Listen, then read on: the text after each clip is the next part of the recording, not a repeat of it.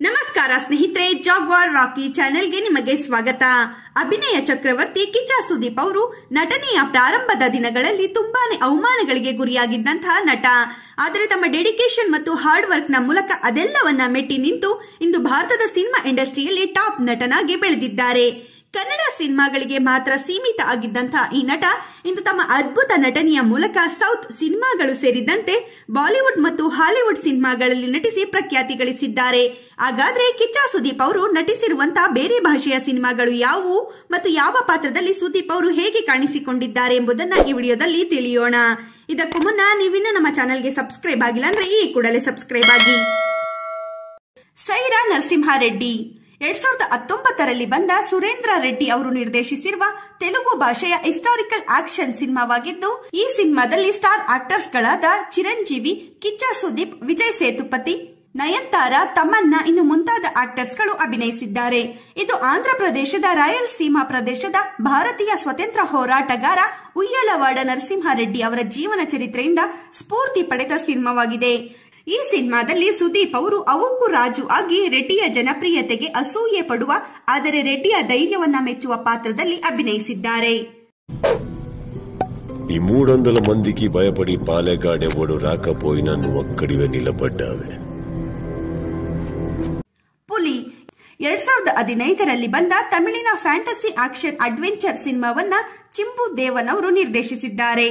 ಬಹು ತಾರಾ ಬಳಗವಿರುವ ಈ ಸಿನಿಮಾದಲ್ಲಿ ತಲಪತಿ ವಿಜಯ್, ಸುದೀಪ್, ಶ್ರೀದೇವಿ, ಶ್ರುತಿ ಹಾಸನ್ ಇನ್ನು ಮುಂತಾದ ಕಲಾವಿದರು ಅಭಿನಯಿಸಿದ್ದಾರೆ.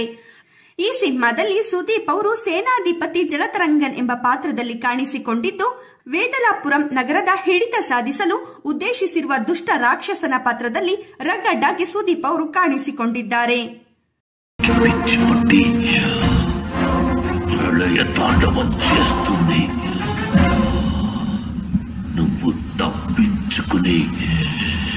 ಬಾಹುಬಲಿ ದ ಬಿಗಿನಿಂಗ್ 2015ರಲ್ಲಿ ಬಂದ ಎಸ್ ರಾಜಮೌಳಿ ಅವರ ನಿರ್ದೇಶನದ ಎಪಿಕ್ ಆಕ್ಷನ್ ಡ್ರಾಮಾ ಸಿನಿಮಾವನ್ನ ತೆಲುಗು ಮತ್ತು ತಮಿಳು ಭಾಷೆಯಲ್ಲಿ ಏಕಕಾಲದಲ್ಲಿ ಬಿಡುಗಡೆ ಮಾಡಲಾಯಿತು.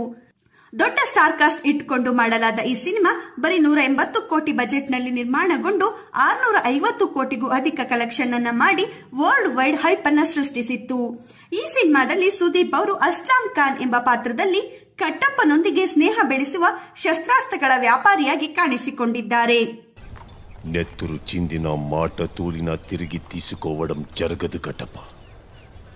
నా తల్వార్తో తలపడి నీవే. ಈಗ 2012ರಲ್ಲಿ ಬಿಡುಗಡೆಯಾದ ಎಸ್ ರಾಜಮೌಳಿ ಅವರು ಬರೆದು ನಿರ್ದೇಶಿಸಿದ ತೆಲುಗು ಮತ್ತು ತಮಿಳು ಭಾಷೆಯಲ್ಲಿ ಒಂದೇ ಬಾರಿ ಬಿಡುಗಡೆಯಾದ ಈ ಸಿನಿಮಾದಲ್ಲಿ ನ್ಯಾಚುರಲ್ ಸ್ಟಾರ್ ನಾನಿ, ಮಿಲ್ಕಿ ಬ್ಯೂಟಿ ಸಮಂತ, ಅಭಿನಯ ಚಕ್ರವರ್ತಿ ಕಿಚ್ಚ ಸುದೀಪ್ ಅವರು ಅಭಿನಯಿಸಿದ್ದಾರೆ. ಒಬ್ಬ ರಿಯಲ್ ಪ್ರೇಮಿ ಪಾತ್ರದಲ್ಲಿ ನಾನಿ ಅವರು ತನ್ನ ಪ್ರೇಯಸಿ ಸಮಂತೆಯಿಂದ ಬೇರೆ ಮಾಡಿಕೊಂಡಿದ್ದಕ್ಕೆ ಸುದೀಪ್ ಎಂಬ ಪಾತ್ರದಲ್ಲಿ ಕಾಣಿಸಿಕೊಂಡಿರುವ ಸುದೀಪ್ ಅವರ ಮೇಲೆ ಪ್ರತೀಕಾರ ತೀರಿಸಿಕೊಳ್ಳಲು ಒಂದು ನೊಣವಾಗಿ ಪುನರ್ಜನ್ಮವನ್ನ ಪಡೆದು ಸೇಡಿ ತೀರಿಸಿಕೊಳ್ಳುವುದೇ ಈ ಸಿನಿಮಾದ ಸ್ಟೋರಿಯಾಗಿದೆ. ಈ ಸಿನಿಮಾದಲ್ಲಿ ಸುದೀಪ್ ಅವರು ಸುದೀಪ್ ಎಂಬ ದೊಡ್ಡ ಇಂಡಸ್ಟ್ರಿಯಲಿಸ್ಟ್ ಪಾತ್ರದಲ್ಲಿ ಕಾಣಿಸಿಕೊಂಡಿದ್ದಾರೆ. ಈ ಸಿನಿಮಾದ ನಟನೆಗೆ ಸುದೀಪ್ ಅವರಿಗೆ Filmfare award, Nandi award, 7th Vijay award ಲಭಿಸಿವೆ. ఇల్లు క్లీన్ చేయకుండా ఏం పీక్కుతున్నారా? గది నిండా ఈగలే. ದಬಾಂಗ್ 2019ರಲ್ಲಿ ಬಂದ ಪ್ರಭುದೇವ ಅವರ ನಿರ್ದೇಶನದ ಹಿಂದಿ ಭಾಷೆಯ ಈ ಸಿನಿಮಾದಲ್ಲಿ ಸಲ್ಮಾನ್ ಖಾನ್, ಸೋನಾಕ್ಷಿ ಸಿನ್ಹಾ, ಸುದೀಪ್ ಅವರು ಅಭಿನಯಿಸಿದ್ದಾರೆ. ಈ ಸಿನಿಮಾದಲ್ಲಿ ಸುದೀಪ್ ಅವರು ಬಲವಂತ್ ಬಾಲಿ ಸಿಂಗ್ ಆಗಿ ಕಾಣಿಸಿಕೊಂಡಿದ್ದಾರೆ. ಒಳ್ಳೆಯದು ಹಾಗೂ ಕೆಟ್ಟದ್ರ ಹೋರಾಟದಲ್ಲಿ ಗೆಲ್ಲೋದು ಒಳ್ಳೇದೆಂತ ತಾವು ಕೇಳಿರ್ತೀರ.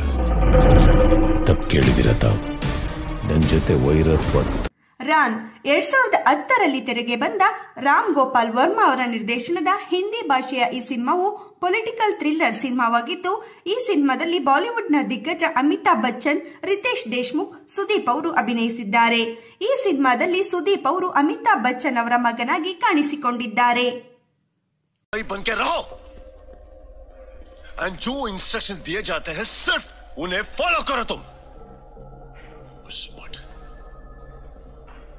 ಪೋಂಕ್ ರಾಮ್ ಗೋಪಾಲ್ ವರ್ಮಾ ಅವರ ನಿರ್ದೇಶನದಲ್ಲಿ ಬಂದ ಸೂಪರ್ ನ್ಯಾಚುರಲ್ ಅಂದರೆ ಬ್ಲಾಕ್ ಮ್ಯಾಜಿಕ್ ಬಗ್ಗೆ ಮಾಡಲಾದ ಈ ಸಿನಿಮಾವು 2008ರಲ್ಲಿ ಹಿಂದಿ ಭಾಷೆಯಲ್ಲಿ ಬಿಡುಗಡೆಯಾಯಿತು.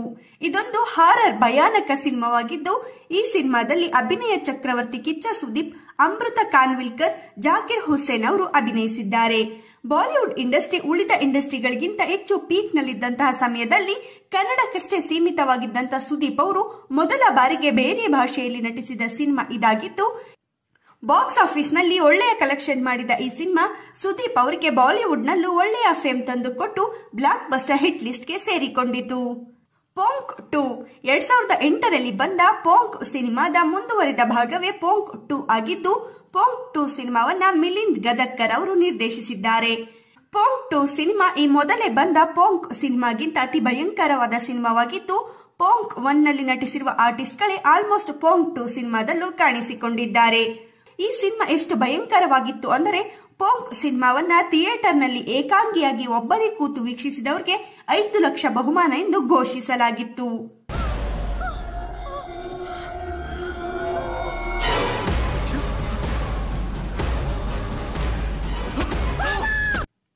ರಕ್ತ ಚರಿತ್ರ 1 2010ರಲ್ಲಿ ರಿಲೀಸ್ ಆದ ರಾಮ್ ಗೋಪಾಲ್ ವರ್ಮಾ ಅವರ ನಿರ್ದೇಶನದ ಈ ಸಿನಿಮಾವು ಆಂಧ್ರ ಪ್ರದೇಶದ ಜನಪ್ರಿಯ ಶಾಸಕ ಮತ್ತು ಅನಂತಪುರ ಜಿಲ್ಲೆಯ ಪೆನುಕೊಂಡ ಕ್ಷೇತ್ರದಿಂದ 5 ಬಾರಿ ಶಾಸಕರಾಗಿ ಆಯ್ಕೆಯಾದ ಪರಿಟಾಲ ರವಿ ಅವರ ಬಯೋಪಿಕ್ ಆಧಾರಿತ ತೆಲುಗು ಮತ್ತು ಹಿಂದಿ ಭಾಷೆಯ ಸಿನಿಮಾವಾಗಿದ್ದು, ಈ ಸಿನಿಮಾದಲ್ಲಿ ಸುದೀಪ್, ವಿವೇಕ್ ಒಬೆರಾಯ್, ಶತ್ರುಘ್ನ ಸಿನ್ಹಾ ಅವರು ಅಭಿನಯಿಸಿದ್ದಾರೆ.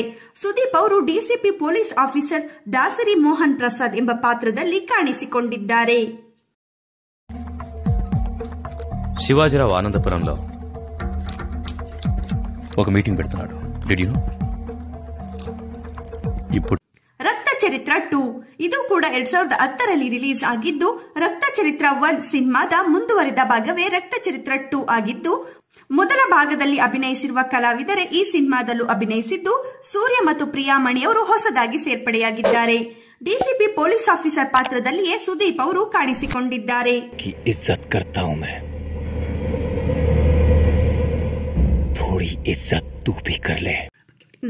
ಇದಿಷ್ಟು ಅಭಿನಯ ಚಕ್ರವರ್ತಿ ಕಿಚ್ಚ ಸುದೀಪ್ ಅವರು ಸೌತ್ ಮತ್ತು ಹಾಲಿವುಡ್, ಬಾಲಿವುಡ್ ಸಿನಿಮಾಗಳಲ್ಲಿ ನಟಿಸಿರುವ ಸಿನಿಮಾಗಳ ಬಗ್ಗೆ ವಿಡಿಯೋ. ಈ ವಿಡಿಯೋ ನಿಮಗೆ ಇಷ್ಟ ಆಗಿದ್ರೆ ಲೈಕ್ ಮಾಡಿ, ಕಮೆಂಟ್ ಮಾಡಿ, ಶೇರ್ ಮಾಡಿ. ತಪ್ಪದೇ ಜಾಗ್ವಾರ್ ರಾಕಿ ಚಾನೆಲ್ಗೆ ಸಬ್ಸ್ಕ್ರೈಬ್ ಆಗಿ.